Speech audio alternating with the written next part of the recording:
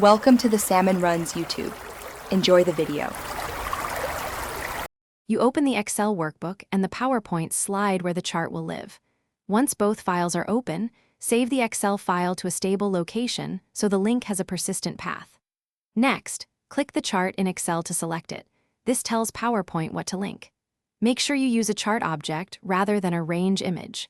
Now press Ctrl+C or right-click Copy so the chart is copied to the clipboard and ready for linking in the next step.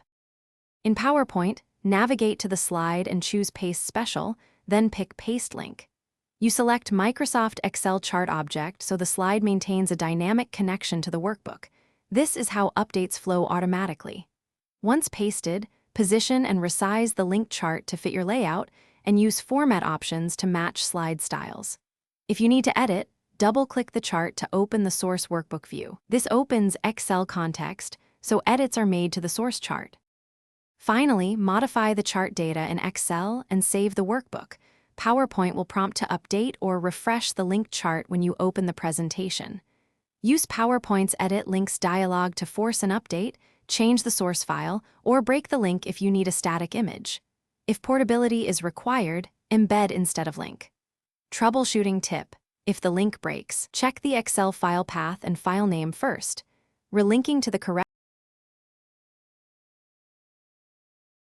Thanks for watching. Consider subscribing if we helped you.